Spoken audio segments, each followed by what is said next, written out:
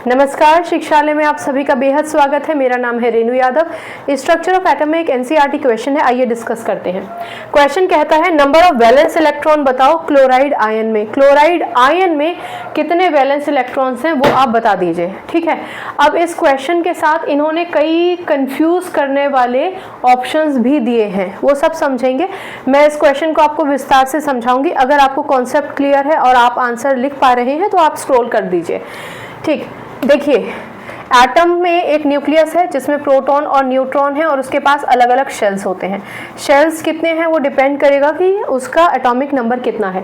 अगर आप chloride ion लिखा देख रहे हैं तो आप समझ जाएंगे कि ये क्लोरीन से संबंधित है, ठीक। और क्लोरीन का एटॉमिक नंबर होता है 17। सिंबल क्या होता है?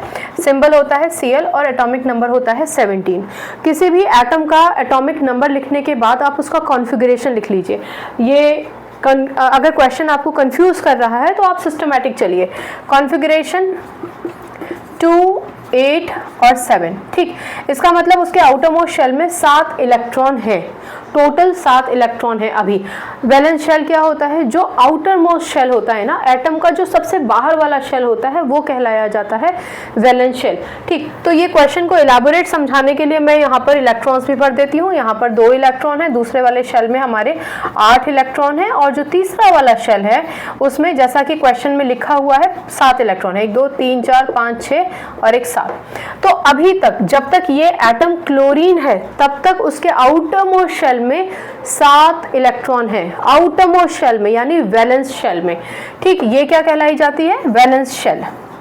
अच्छा, ये वैलेंस शेल की डेफिनेशन सेम रहेगी मतलब अगर कोई एलिमेंट अपने आउटर मोस्ट शेल में इलेक्ट्रॉन ले या दे तभी भी उसकी आउटर मोस्ट शेल को वैलेंस शेल ही कहेंगे, ठीक है।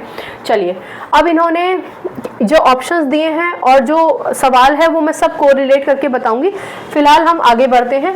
तो आपको पता है कि किसी भी एटम के आउटर मोस्ट शेल में, जो भी उसका आउटर मोस्ट शेल है, उसमें कम से कम 8 इलेक्ट्रॉन होने चाहिए। आप जानते हैं कि के जो शेल है उसकी कैपेसिटी सिर्फ 2 इलेक्ट्रॉन की है और बाकी जितने भी शेल्स हैं उनमें कम से कम 8 इलेक्ट्रॉन होने ही चाहिए। तो इसके पास ये के शेल हो गया, एल शेल हो गया, एम शेल हो गया। एम शेल में टोटल 7 इलेक्ट्रॉन है, आप देख पा रहे हैं एम शेल में 7 इलेक्ट्रॉन है। आप जानते हैं कि स्टेबिलिटी के लिए 8 इलेक्ट्रॉन की ज़रूरत होती है और आप ये भी जानते हैं कि किसी भी एलिमेंट के पास अगर 8 का आधा 4 हो तो वो इलेक्ट्रॉन शेयर करके खुद को स्टेबल करने की कोशिश करता है। लेकिन अगर 4 से ज़्यादा यानी 5, 6 या 7 इलेक्ट्रॉन है तो ऐसी कंडीशन में एलिमेंट चाहता है कि वो एक इलेक्ट्रॉन किसी से ले ले और अपना ऑक्टेट कंप्लीट कर ले। अच्छा, ऑक्टेट कंप्लीट करने के लिए इलेक्ट्रॉन आउटर मोस्ट शेल में यानी वैलेंस शेल में ही लेना होता है, ठीक है।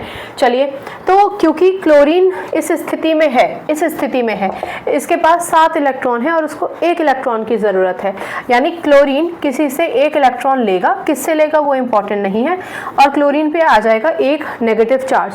क्वेश्चन में यहाँ पर ब्रैकेट में हो सकता है कि Cl नेगेटिव भी लिख दे। अब ये Cl नेगेटिव क्यों लिखा हमने? क्योंकि संपूर्ण क्लोरीन ने 1 इलेक्ट्रॉन लिया है, 1 यूनिट लिया है। क्योंकि 1 इलेक्ट्रॉन लिया है इसलिए 1 नेगेटिव चार्ज आएगा और ये जो नेगेटिव चार्ज वाला क्लोरीन है ना, इसी को हम कहते हैं क्लोराइड आयन, ठीक। जब तक क्लोरीन इलेक्ट्रॉन का लेन देन नहीं करेगा तब तक वो क्लोरीन कहलाया जाएगा। जैसे ही उसने 1 इलेक्ट्रॉन ले लिया खुद को कंप्लीट करने के लिए तो अब वो हो गया क्लोराइड, या फिर आप उसको कहेंगे क्लोराइड आयन, या फिर कई जगहों पर आप इसको एनायन लिखा हुआ भी देख लेते हैं। जिस पे नेगेटिव चार्ज होता है वो एनायन होता है, ठीक। अब आते हैं हम क्वेश्चन की तरफ। Number of valence electron chloride ion में बताओ। तो 1 इलेक्ट्रॉन जब इसने ले लिया किसी से तो मैं उस 1 इलेक्ट्रॉन का यहाँ जोड़ देती हूँ। ये रहा वो 1 इलेक्ट्रॉन। अब आउटर मोस्ट शेल में कितने इलेक्ट्रॉन हो गए? 7 तो पहले से ही थे, 1 ये हो गया, यानी इसके आउटर मोस्ट शेल में, आउटर मोस्ट शेल मतलब वैलेंस शेल में अब कितने इलेक्ट्रॉन है? 8। इन्होंने पूछा क्या है? Number of valence electron chloride ion में बताओ। तो टोटल आंसर हमारा क्या हो गया? 8। यानी आंसर में आप लिखेंगे बी ऑप्शन 8, या फिर आप ये भी लिख सकते हैं valence electrons in chloride ion are 8, ठीक है, आप ऐसे भी लिख सकते हैं। तो ये क्वेश्चन एनसीईआरटी ने दिया है तो कोई तो वजह होगी ना, क्या कारण है? कारण ये है कि इन्होंने बढ़िया तरीके से आपको कंफ्यूज करने की कोशिश की है। ये ऑप्शन दे दिया, इसका तो चलो कोई मतलब ही नहीं है। ये ऑप्शन क्यों दिया? क्योंकि क्लोरीन में टोटल मिला के 17 इलेक्ट्रॉन होते हैं, ठीक। ये ऑप्शन क्यों दिया इन्होंने? क्योंकि बच्चा कंफ्यूज हो सकता है कि भैया 17 इलेक्ट्रॉन तो थे ही, एक इलेक्ट्रॉन बाहर से ले लिया, 18 इलेक्ट्रॉन हो गए। और बच्चे करते हैं, ये गलती कर देते हैं, एकदम कंफ्यूज हो जाते हैं। तो हबड़ दबड़ नहीं करनी है। ये जो पूरा मैंने सोल्यूशन लिखा है ना, ये पूरा सोल्यूशन आपको 1 नंबर के क्वेश्चन में नहीं लिखना, आपको तो सिर्फ आंसर लिखना है। लेकिन अगर आप ये क्वेश्चन समझना चाह रहे थे तो आपको समझाने के लिए मैंने पूरा एलैबोरेट करके लिख दिया है, ठीक है। आई होप आपको समझ में आया होगा। एक छोटी सी बात और कहूँगी अपने सारे बच्चों से कि बेटा जब आप आंसर लिखते हैं ना तो आप सिर्फ ऑप्शन लिखते हैं, सिर्फ मतलब 1 नंबर की वैल्यू होती है और केमिस्ट्री में तो फुल ऑन फुल मार्क्स मिलते हैं। तो कई बच्चे क्या है, हबड़ दबड़ में ऑप्शन बी की जगह ऐसे लिख के आ जाते हैं ऐसे। अब इसको क्या समझे टीचर? वो तो ए भी समझ सकती है, कुछ भी समझ सकती है। तो आप टीचर को ना अपसेट मत किया कीजिए, आप पूरा ऑप्शन लिख कर आइए, उसके साथ आप जो नंबर दे रखा है वो लिखिए। और अगर आपके पास समय है, आपको समय अलाउ करता है, तो आप ये भी लिख सकते हैं वैलेंस इलेक्ट्रॉन्स इन देखो इलेक्ट्रॉन्स की जगह तो ई नेगेटिव यूज़ कर सकते हैं, क्लोराइड आयन की जगह Cl नेगेटिव यूज़ कर सकते हैं। तो ऑलरेडी आप ये शब्दों को तो लिखने में कम ही समय लगाएंगे एज़ कम्पेयर टू पूरे शब्द इलेक्ट्रॉन या क्लोराइड R8, आप ऐसे भी लिख सकते हैं, ठीक। तो ये एनसीईआरटी का क्वेश्चन था, प्यारा क्वेश्चन है, पूरा कंफ्यूज करने की इन्होंने कोशिश की है। रादर हमें ये कहना चाहिए कि कंफ्यूज तो नहीं, एनसीईआरटी ने जांचने की कोशिश की है कि बच्चे ने कॉन्सेप्ट समझा या नहीं समझा। हमेशा ध्यान रखिए, नंबर ऑफ इलेक्ट्रॉन्स कितने लिए गए हैं, दिए गए हैं, वो वैलेंसी होती है। वैलेंस शेल या वैलेंस इलेक्ट्रॉन्स तो वो इलेक्ट्रॉन्स होते हैं जो वैलेंस शेल में होते हैं। और वैलेंस शेल क्या होती है? आउटरमोस्ट शेल, यानी आउटरमोस्ट शेल या आउटरमोस्ट इलेक्ट्रॉन में जितने इलेक्ट्रॉन्स होते हैं वो वैलेंस इलेक्ट्रॉन्स कहलाए जाते हैं। जब तक क्लोरीन ने इस आउटरमोस्ट शेल में इलेक्ट्रॉन नहीं लिए थे तब तक उसके पास नंबर ऑफ वैलेंस इलेक्ट्रॉन थे 7। लेकिन जब क्लोरीन ने 1 इलेक्ट्रॉन ले लिया और क्लोरीन क्लोराइड कहलाया जाने लगा, 1 इलेक्ट्रॉन लेने के बाद क्लोराइड कहलाया जाएगा, तब उसके पास number of valence electrons M shell में कितने हो जाएंगे? 8 हो जाएंगे। एल में तो जितने थे उतने ही रहेंगे, के में जितने थे उतने ही रहेंगे, सिर्फ एम के बदल जाएंगे, ठीक है। अब यहाँ एक छोटी सी बात और सुन के जाइए।